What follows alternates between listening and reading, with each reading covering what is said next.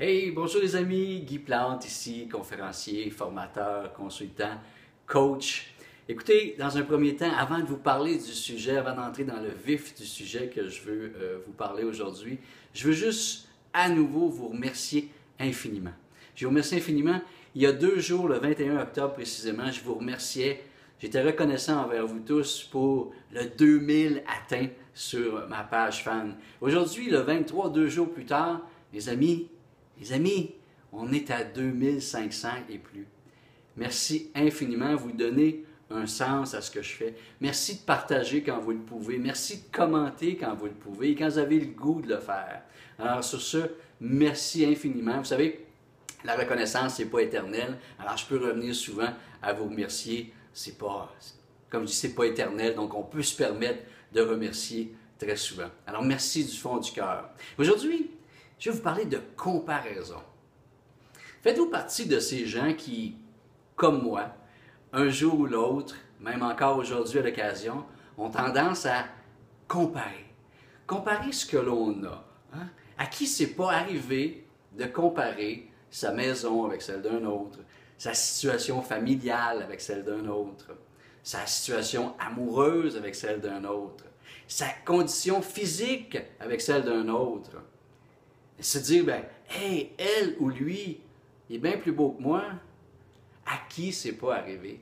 J'imagine que c'est un phénomène, j'imagine pas, c'est un phénomène, en fait, qui est tout à fait logique. Alors, je n'ai pas vous jeter en bas du pont tout de suite, là. Si vous dites, ah, moi, j'ai toujours tendance à me comparer, c'est pas anormal. Vous savez, la société nous a amenés à se comparer comme ça. Quand on était tout jeune, juste enfant, déjà, en tant que parent, les gens comparaient. Ah, regarde, mon bébé, il est un petit peu plus grand. Ah, mon bébé, il a des yeux telle couleur. Mon bébé est ci, mon bébé est ça. Et quand on vieillit au niveau de l'école, déjà, on nous amène à nous comparer avec d'autres. Parce qu'on nous classe par grandeur, on nous classe par les notes, les résultats, et ainsi de suite. Donc, il n'est pas anormal qu'aujourd'hui, en tant qu'adulte, on ait tendance à se comparer. Ce qui est peut-être pas normal, c'est d'utiliser ce phénomène-là de comparaison pour s'arrêter ou se diminuer. Ah, c'est ce qu'il ne faut pas faire. Alors, je vais me permettre à la fin de cette vidéo de vous laisser 3 astuces qui je me sers moi-même, que j'utilise moi-même quand j'ai comme un sentiment de comparaison qui naît en moi. Alors, à la fin de cette courte vidéo, je vous laisse 3 astuces. Dans un premier temps, je vous parle, au niveau de la psychologie sociale, on dit qu'il y a 3 formes de comparaison. La comparaison latérale. Quand on parle de comparaison latérale, on peut penser à un athlète, par exemple, qui, je ne sais pas, un athlète qui fait le 100 mètres, tout simplement. Alors, il va se comparer avec ses coéquipiers, ses adversaires, appelez ça comme vous voulez. Il se compare pour voir à quel niveau il se situe. Une première forme de comparaison, et c'est peut-être la forme la moins dommageable, semble-t-il. Et encore là, c'est comment on va l'utiliser, cette forme-là. Est-ce qu'on va l'utiliser pour se diminuer ou être en mesure de l'utiliser pour augmenter nos performances et de trouver le bien-être dans tout ça? La deuxième forme, c'est la comparaison ascendante. Alors, la comparaison ascendante, c'est qu'on va prendre quelqu'un comme modèle. Alors, vous avez des gens dans votre vie, peut-être un coach, un mentor comme moi, à qui vous allez modéliser. Vous allez dire, hey, lui ou elle, c'est wow ce qu'elle fait. Alors là, vous allez chercher à atteindre les niveaux de ces gens-là. Alors ça peut encore là être quelque chose qui peut être intéressant, qui peut vous aider à avancer. Mais il est démontré que c'est très souvent l'inverse qui se passe. C'est-à-dire que les gens vont l'utiliser pour se sous-estimer, perdre l'estime de soi, perdre la confiance, parce qu'ils ne se rendent pas compte que la marche, elle est très haute. Ils ne se rendent pas compte de l'unicité qu'ils ont. Alors moi, à titre d'exemple, je vous parlais de mon 2500 de fans. Si je prends mon mentor qui en a 100 000 fans, et ça pourrait être décourageant, je pourrais dire, « Hey, mais je suis rien, moi, comparé à Martin Latulippe, mon mentor. » Mais non, je ne peux pas voir ça comme ça. Moi, je me dis, ben, si je réussis aujourd'hui à avoir 2500 fans, et parmi ceux-là, avec ce que j'apporte, je fais du bien à une seule et unique personne, mais dans une journée, j'aurais fait une différence.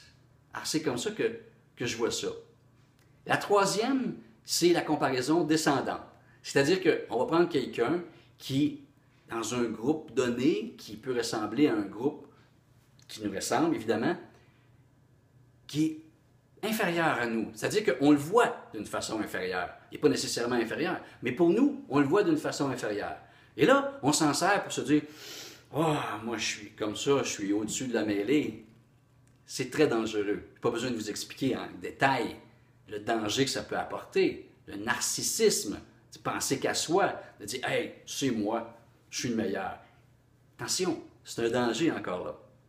Alors, tout ça, c'est au niveau de la psychologie sociale. 3 formes de comparaison. Comment lutter?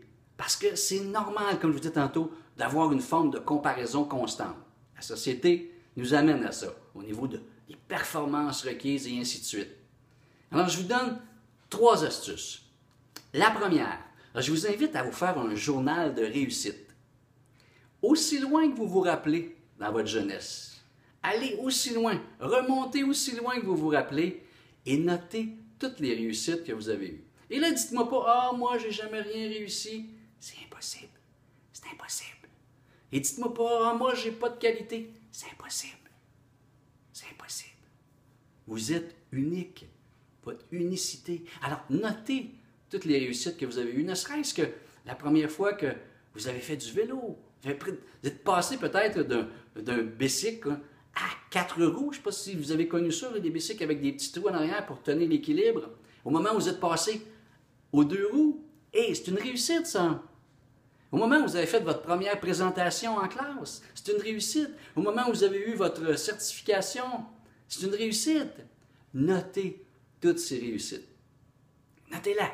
Notez-la, faites-vous un journal de réussite. Et continuez. Aujourd'hui où vous en êtes, chaque jour, chaque réussite que vous avez, notez-la dans votre journal. Ça, c'est la première chose. La deuxième chose que je vous invite à faire, quand vous avez un moment dans votre journée ou dans la semaine, peu importe, il vous vient à l'idée de comparer quoi que ce soit, de vous comparer, de comparer ce que vous avez. Arrêtez-vous. Arrêtez-vous un moment, prenez conscience de la situation, prenez conscience dans quel état vous êtes au niveau émotionnel. Qu'est-ce que ça vous amène comme émotion, le fait de comparer à ce moment-là? Regardez ça avec du recul. Et si vous avez une émotion négative, empressez-vous de la remplacer par une émotion positive. Vous avez besoin de retourner dans votre livre de succès, dans votre journal de succès. Retournez-y. Regardez à nouveau ce qu'il y a là-dedans. Et vous allez découvrir des choses incroyables que ceux ou celles avec qui vous voulez comparer, que vous avez. La troisième chose, et ce qui est pour moi la primordiale, pourquoi ne pas vous comparer à vous-même? Se comparer à soi, ce que l'on était hier, ce que l'on est aujourd'hui, ce que l'on fait pour être une meilleure version de nous-mêmes aujourd'hui, au moment présent. C'est la chose la plus facile de se comparer à soi. Et c'est ce qui nous permet de grandir, c'est ce qui nous permet de ne pas s'arrêter. Parce que très souvent, le fait de se comparer, ça va nous arrêter. Plein d'images. Hein? Plein d'images. On dit, ah, je ne suis pas pour faire ça. Un tel le fait bien mieux que moi. Je ne le ferai pas. Et on s'arrête. On abandonne notre projet. Parce qu'on n'est pas conscient de la valeur que l'on a. Mes amis, il y a quelqu'un, à quelque part, à un moment ou un autre, qui a besoin de votre unicité. N'en doutez pas. Sur ce, mes amis, je vous laisse là-dessus et je vous dis confiance. Confiance en la vie. Conscience. Conscience de la valeur que vous avez. Conscience de votre unicité. Parce qu'on est tous uniques. Et je vous le dis, rappelez-vous, il y a quelqu'un, à quelque part, qui a besoin de vous. Qui a besoin de ce que vous êtes, vous, pour ce que vous êtes, vous. Mes amis, jusqu'à la prochaine communication, gardez confiance et gardez conscience de la vraie valeur, de votre valeur. Mes amis, c'était Guy qui vous dit à la prochaine communication.